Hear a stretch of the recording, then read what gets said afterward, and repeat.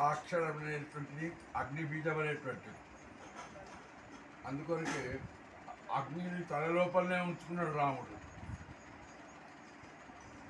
ఉంచుకుంటే ఏమైంది, కానీ అగ్ని తాను అగ్ని రూపం ఉన్నా కానీ పైకి ఎప్పుడు కూడా అగ్నితోనే కనబడలేదు. మరి ఇదే రాక్షరం రావణుల్లో కూడా ఉన్నది. రావణుల్లో కూడా ఆ అగ్ని బీజమే ఉన్నది, రాముళ్ళ అగ్ని బీజం ఉన్నది. మరి ఈ అగ్ని బీజం ప్రశాంతం ఉన్నది, ఆ అగ్ని బీజం ఉత్పాతానికి ఎదురైంది. రెండు అగ్నిలే అంటే అగ్ని ఉపయోగం ఎట్లా చేసుకుంటే అట్లా ఉపయోగం అవుతుంది. నాశనం ఉపయోగించుకుని నాశనం అవుతుంది, సద్వినియోగం చేసుకుంటే కడుపులో కారణం వస్తుంది. అందుకొరకే వాడు ఆ దురుపయోగం చేసుకున్నందుకు వాడు ఆ అగ్ని వాడిని జ్వలనం చేసింది, ఈయనను కాపాడేటువంటి. అందుకొరకే అన్ని దశావతారాలు 10 అవతారాలు, ఏది కూడా ఎక్కువ కాలం ఉండలేదు. అంత కావాలి మాత్రం పని అయ్యకూడదనే అవతారం వచ్చింది. కానీ ఈ 2 అవతారాలే ఎక్కువ కాలం భూమి మీద ఉండేటువంటి అయినవి, రామావతారం, కృష్ణావతారం. అయితే ఈ రామావతారం కృష్ణావతారం భేదమేమి? కృష్ణుడు నేనే దేవుణ్ణి అని చెప్పుకుంటూ పోయాడు, చిన్నప్పటి నుంచి చెప్పుకుంటూ పోయిండు, చూపించుకుంటూ పోయిండు. రాముడు నేనే దేవుణ్ణి అని ఎన్నడూ చెప్పలేదు. ఎందరో ఋషులందరూ కూడా పరమాత్మ స్వరూపం నీదే, పరమాత్మ అని చెప్పి మొక్కినప్పటికీ కూడా ఆయన తాను నారాయణాంశ సంబూతుని అవునో కాదో తనకు తెలియదు అన్నట్టే ఉండేటువంటి వాడు. కాబట్టి ఈ విధంగా రాముడికి అంటే భూమి మీద పుట్టేటువంటి నరులు ఏ విధంగా ప్రవర్తించినటువంటి వాడు ఉంటారో అదే విధంగా తాను తనదేమో తనకు తెలిసిందేమో ఏమి కూడా తాను తెలియనట్టుగానే జీవితం నడిపించాడు. ఏడుస్తే ఏడ్చాడు, నవ్వించాడు, తయారు చేస్తాడు. భూలోకంలో మనుషులు ఎన్ని అనుభవించాలనో అన్ని అనుభవించే స్వభావ సిద్ధంగా రాముడి జీవితంలో గడిచిపోయినాయి. కృష్ణుడి జీవితంలో ఎప్పుడు ఉన్నత స్థాయిలో ఉన్నాడు, కానీ నేను నేర్చుకోని కానని చెప్పాడు. ఇంకో నేర్పిస్తే సమయం వస్తాయి, నేను నేర్చుకోని కానని చెప్పి కృష్ణుడు ముద్ర వేసి కొట్టి చెప్పిండు అందరికి. అందుకని నేనే భగవంతుడు. చిన్న 6 నెలల పిల్లల దగ్గర నుంచి కూడా మహిమ. రాముడు ఒక్క మహిమ చూపలేదు. మహిమలన్నీ ఏమి? తన శక్తే తన మహిమ. అందుకని మనిషిలోని శక్తి వాడుకుంటే, సద్వినియోగం చేసుకుంటే వాడికి అది రక్షకవచం అవుతుంది. అందుకని అదే మాయ వాడు. కృష్ణుడు తిరిగి మాయలు చేసే పని. రాముడి యొక్క శక్తి ఏదైతుందో అదే మాయగా ఇంకోటి మీద ప్రభావం చేసి పెట్టదు. అందుకొరకే ఈ 2 అవతారాలు ఎక్కువ కాలం ఉన్నప్పటికీ కూడా ఈ కృష్ణావతారం కంటే రామావతారం శ్రేష్టమైనప్పటికీ కృష్ణావతారంకి ప్రభావం ఎక్కువ ప్రపంచం లోపల ఉండిపోయింది. రాముడిది ఆ మాత్రమే ఉండిపోయింది. అందుకే ఈ విధంగా సీత అగ్నిదేవుడికి ఎప్పుడైతే ఆ శీల పరీక్ష కొరకు అగ్ని ప్రజ్వలనం చేసిండో అప్పుడు ఆ అగ్నిదేవుడు వచ్చి తానుకు ఒప్పగించిన నిజమైన సీతను రాముడికి ఇచ్చి మాయా సీతను తాను పరిగణించేటటువంటి ఈ విధంగా మాయ ప్రపంచం లోపల ఉండేటువంటి అవుతున్నది. తర్వాత ఎప్పుడైతే సీత ప్రయాణం చేసిండో అంటే భరతుడు చెప్పాడు, నేను 14 సంవత్సరాలు వనవాసం చేస్తానని ఎప్పుడైతానో 14 సంవత్సరాల తర్వాత ఒక్క క్షణం ఆలస్యమైన నేను జీవితంతో బతికేవంటి వాడిని కాబట్టి అగ్ని ప్రవేశం చేశాను. అందుకొరకు మరి 14 సంవత్సరాలు ఇవాళతో గడిపండి. మరి ఈరోజు కూడా నాకు ఏ వార్త రాలేదు. అడవిలోకి పోయినటువంటి వాడు ఏ జంతువు బలేయుడు, ఏ రాక్షసు బలేయుడు, ఏది వర్తమానం రాలేదు అంటే అన్ని దురాలోచనలు మొదలయ్యేటువంటి అవుతాయి. అందుకొరకు భరతుడు కూడా అదే విధంగా నందిగ్రామనగరం లోపల ఎదురు చూస్తూ సమయం పూర్తయ్యే సమయం లోపల ఇక తను రాముడు వర్తం రాలేదు కాబట్టి నేను నా దేహత్యాగం చేసేటువంటి వాడిని అవుతుందని చెప్పేసి తాను స్థితి పేర్చుకొని అన్ని సంభ్రామం చేసుకునేటువంటి వాడు అవుతాడు. అక్కడ రాముడు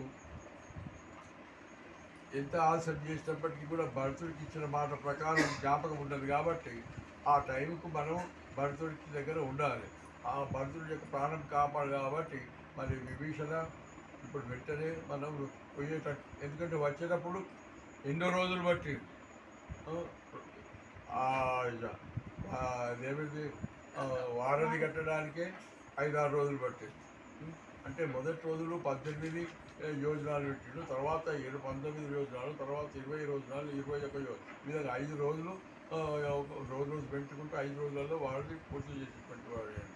అయితే ఈ విధంగా సంవత్సరాల కొద్ది జరిపి ఇప్పుడు మళ్ళీ నడుచుకుంటే అంత దూరం పోవాలంటే ఆ, ఇంకెక్కువ రోజులు పడుతుంది కాబట్టి ఇప్పుడు సమయం మాత్రం పడుతుంది కాబట్టి ఏ విధంగా చేయాలంటే అప్పుడు విభీషణుడు కదా రామాను నువ్వేం చింతించే పని లేదు కాబట్టి ఆ రావణుడి యొక్క పుష్పక విమానం ఉన్నది అందులో మనం వెళ్ళిపోతే సమయానికి చేరుకుంటామంటే మన పుష్పక విమానం అంటే ఇప్పుడు వీళ్ళందరూ వానర జాతి వీళ్ళంతా కూడా ఉన్నారు కదా వీళ్ళందరూ తీసుకొని పోవాలి నేను అందుకని వీళ్ళందరూ మన పుష్పక విమానంలో వచ్చేటట్టున్న స్థలం ఉంటుందా అని అంటే ఎంతమంది ఎక్కినప్పటికీ కూడా ఇంకొకరికి మనసు ఆ మనిషికి స్థలం ఖాళీగా ఉండే ఉంటుంది కాబట్టి మీరు ఎంతైనా దాని గురించి విచారం అక్కర్లేదు అని చెప్పి సరే అందరూ కూడా ఆ పుష్పక విమానం ఎక్కేటువంటి వాళ్ళే వచ్చి ఉంటారు. అయితే ఆ పుష్పక విమానం కంటే కూడా వేగంగా ఎవరైనా పోయేవాళ్ళు ఉన్నారా ఈ పుష్పక విమానం కూడా ఆయనకు ఆలస్యం అవుతున్నదే అనిపిస్తున్నది ఎందుకంటే భరతుడు ఏ క్షణం అందుకు దీనికంటే వేగం పోయే మనిషి అయితే బాగుండని చెప్పేసి అప్పుడు ఆ, ఆంజనేయ నువ్వు పోయి భరతుడిని ముందు వాక్యమే చెప్పు ఎందుకంటే నేను పోయే వరకు ఆలస్యం కావచ్చు ఆ క్షణంలోనే వాడు ఏమైనా చేసుకోవచ్చు అందుకొరకే నువ్వు పోయి కనీసం వర్తమానం అన్న వాడి చెవులో వేసినప్పటికీ కూడా వాడి యొక్క ప్రాణంగా ఎదురు చూసేటువంటి వాడు అవుతాడు అంటే రాముడు ఉన్నాడు భూమి మీద ఈ నన్ను కలిసి అంటే నిర్ధారణ అవుతారు కాబట్టి అంటే తప్పుడు ఆంజనేయుడు చదము లోపల పరశుర స్థలం పోయి బ్రాహ్మణ వేషాలు పోయేటువంటి వాడు బ్రాహ్మణ వేషాలు పోయి భరత ఇది ఏమీ ఇలా చిక్కిపోయిందంటే అప్పుడు ఉన్న వాస్తవం అంటూ చెప్పే వరకు రాముడి విషయం నాకు తెలియదు ఇవరికి కూడా ఏ వర్తమానం రాలేదు కాబట్టి నేను ప్రయోగం చేస్తున్నాను అన్ని ప్రయోగం చేస్తున్నాను అంటే అది కాదు రావణుడు వచ్చి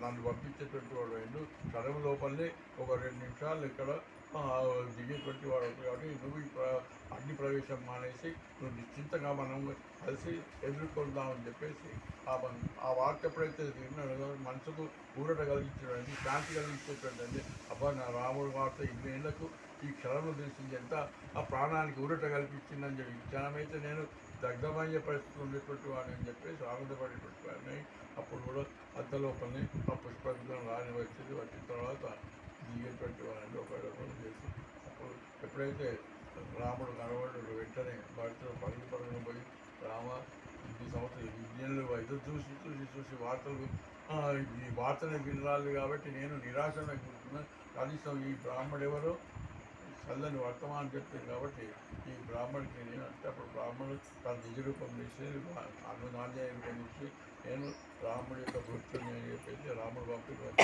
ఈ విధంగా వాళ్ళిద్దరు సరే మరి పోదామని చెప్పి మళ్ళీ భక్తుడు కూడా అదే పుష్ప విమానం ఎక్కేటువంటి అయోధ్య ఇంత లోపల అయోధ్య లోపల వర్తమానం భరతుడు పంపించాడు వశిష్ఠుడికి వాళ్ళు సుమంతులందరికీ కూడా రాము మేమందరం వస్తున్నాం కాబట్టి మీరందరూ పట్టణం అంతా అందులో అలంకారం చేసి శుభ్రంగా చేసేటువంటి వాళ్ళు కావాలి వచ్చేటువంటి వాళ్ళందరికీ కూడా ఏమేమి వసతులు కావాలో అన్నీ కూడా ఏర్పాటు చేయాలని మంత్రులందరికీ కూడా వర్తమానం ఇంత లోపల తల్లిదండ్రులు వాళ్ళు కౌశల్య ముందుపడ్డాయి వాళ్ళు కూడా ఆనందపడుతుంది అంటున్నారు ససైన్యంగా అందరూ కూడా రాముని స్వాగతం పలుకుదామని వాళ్ళు అదే విధానం వచ్చేటప్పుడు అవన్నీ కూడా సీతకి చెప్తున్నాడు నీకు ఇవన్నీ ఏం తెలియదు నేను ఎంత కష్టపడి వచ్చినో ఇక చూడు ఇక్కడ సంపాదించాం ఇక్కడ వారించాం ఇక్కడ ఇంత దూరం వారది నీ కొరకు ఎంత కష్టపడి వారది సముద్రంలో అన్నీ కూడా తాను కష్టపడడం అని చెప్పే వాళ్ళకి ఆయన బస్సులు వచ్చేటప్పుడు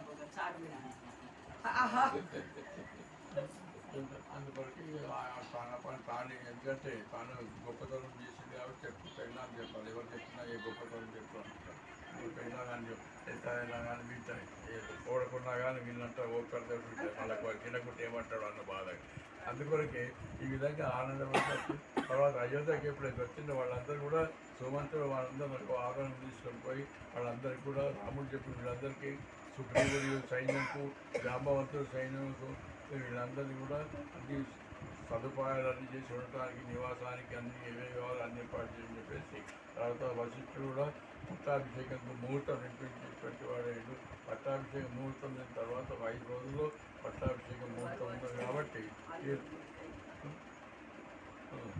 ముహూర్తం ఉన్నది కాబట్టి 5 రోజుల లోపల అది ఎందుకంటే 14 సంవత్సరాలు కూడా స్నానం లేదు ఇవి లేదు అంతా కూడా జడగట్టకపోయి దేవంతా మునికైపోయి అందుకొరకు ఇవి అందరూ కూడా స్నానాలు చేసి మంగళ వాయిద్యాలతో అందరూ కూడా తల్లిదండ్రులు వాళ్ళందరూ కూడా చేసేటువంటి వాళ్ళు అవుతారు సీతాకు అలంకారం చేసేటువంటి వాళ్ళ విధంగా పట్టాభిషేకం రోజు ఇక్కడ లేని రాజులందరూ కూడా వచ్చినటువంటి వాళ్ళందరూ వర్తమానం అయితే పట్టాభిషేకం రోజు 4 సముద్రాల నుంచి కూడా జలములు తెప్పించేటువంటి వాడు కాబట్టి ఒక్కొక్క సముద్రానికి ఒక్కొక్క వానరుని పంపించేటువంటి వాడు. ఈ విధంగా 7 సముద్రాల నుంచి కూడా నీళ్లు తెచ్చేటువంటి వాడు. సమస్త నదుల్లో నుంచి వానరులు నీళ్ళు తీసుకొని ఈ విధంగా అన్ని నీళ్ళలో కలిపేసి రాముడికి స్నానం చేయించేటువంటి వాడు. తర్వాత లక్ష్మణుడు